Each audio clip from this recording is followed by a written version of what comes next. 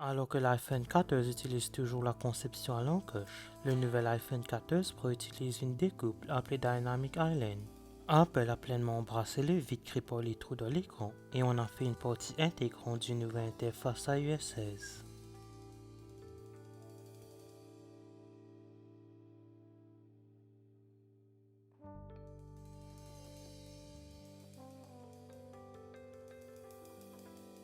L'encoche est apparu pour la première fois sur les iPhones avec l'iPhone X, alors qu'Apple et d'autres fabricants essayaient de comprendre comment cacher tous les boutons, caméras et bordures qui encombraient l'avant de leur smartphone.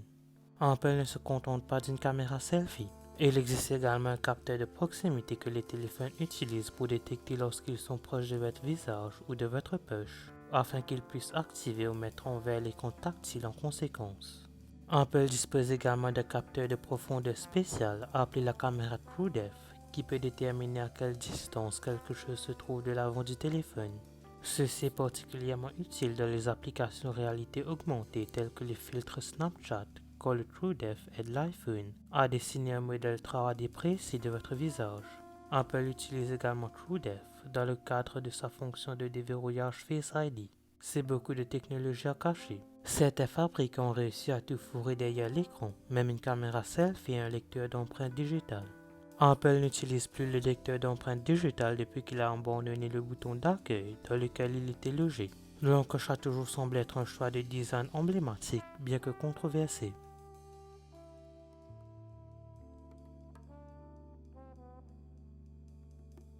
Lorsque Apple a présenté une option de trou dans l'écran plus standard, j'ai pensé que cela rendrait l'iPhone facile à confondre avec d'autres modèles de téléphone Android. Apple a dû ressentir la même chose car elle a fait tout son possible pour s'assurer que sa propre technologie, le Dynamic Island, se démarque.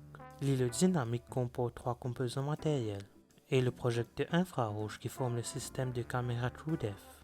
Ensuite, il y a le capteur de proximité qui se trouve maintenant derrière l'écran.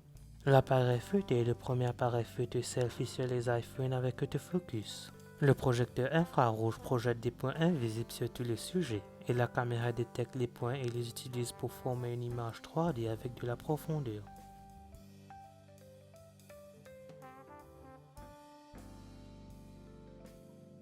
Tous les autres fabricants ignorent sa découpe, la traitant comme une excroissance ou une déformation indésirable. Apple a fait le jeu ingénieux d'embrasser la découpe et d'en faire une partie dynamique du système d'exploitation du téléphone. Le Dynamic Island enverra des alertes et des notifications, et elle tremblera, vibrera et roulera pendant que le téléphone est en pleine activité. Lorsqu'une alarme se déclenche, une sonnette d'alarme retentit sur l'île. Lorsqu'une musique joue, vous verrez des notes de musique.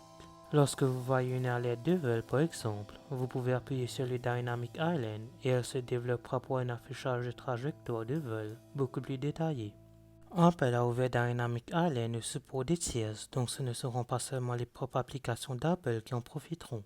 Pour l'instant, vous pouvez lire les messages, répondre aux demandes AirDrops et même suivre la navigation sur Maps étape par étape. Simplement jeter un coup d'œil en appuyant sur le Dynamic Island.